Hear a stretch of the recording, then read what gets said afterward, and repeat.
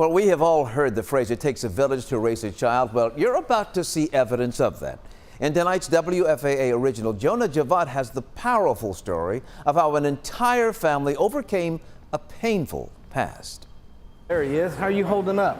Hey now, how y'all doing? How's life treating you, bub? Good. All right, it's good to see you. Frank Molinar navigates around Brewer High School, You can't find Frank in his office. Okay. greeting everyone with a firm handshake How are you doing? and a soft smile. Good now, y'all be careful. Frank's worked in the White Settlement School District since the 80s, Everybody knew Frankie Molinar. but this is no act. Always good to see you. You guys doing all right? See you too. This is what it's like How's life treating you? to be Frank. Good. Are you ready for Friday? Frank is one of 8 siblings, raised by their mother, Hey, Mom. Teresa. How are you? I'm fine. Good to see The you. family moved to town almost 40 years ago. Remember, we loaded everything up and everything that we owned, and we drove all night to get to Fort Worth. But the memories of why they left are still vivid in the rear view. I was in New Mexico. When you look at these old photos, what do you think about?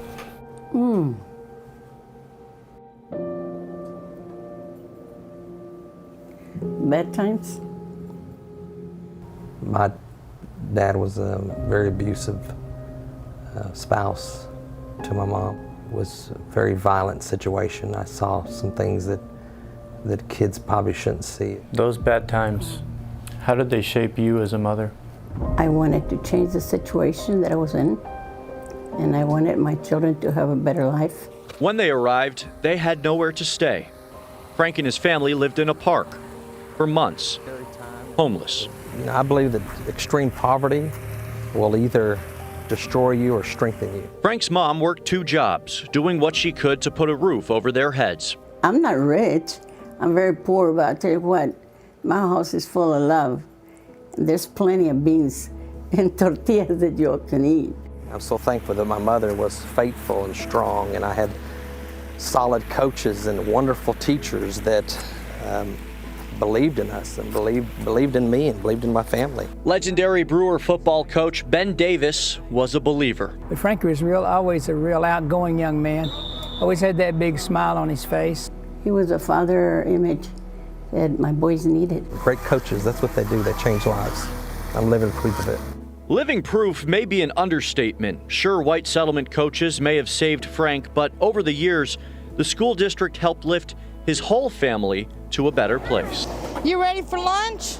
Lola Have a good day, sis. is Frank's sister. Thank you, sir. She runs the high school cafeteria. Frank's older brother, George, We had chores. works as a custodian at the elementary school down the road. I always had the hardest. Thank you, brother. That's what big brothers are for. That's it. A lot of bumping and running, but they're gonna. Fernie is another brother. He calls the games on Friday nights, and his son Dylan, Frank's nephew, is on the football team. Frank's son is in college now, but his daughter Molly is a senior in high school. I just wanted to come by and say hello to you and embarrass you a little bit. Is that okay? Just want to say hello to my wife, Tiff. Frank's wife, Tiffany, is a guidance counselor. How's your day? Oh, did we forget to tell you what Frank does? Good to see you. He grew up to be superintendent. I'm very, very blessed, but I'm not the superintendent at home. And the words of his mom are never far away. She said that only in this great nation, the best nation on the face of this earth, can one generation scrub toilets and the other be superintendent of schools. You're a blue-collar man. Yes, sir. From a blue-collar town. Yes, sir. With a blue-collar story. Yes, sir. And a literal blue collar. That's it. Isn't that perfect? Jonah Javad, You can't write that any better. Channel 8 Sports. You ever thought about that? No, I haven't. I really haven't. Hey, what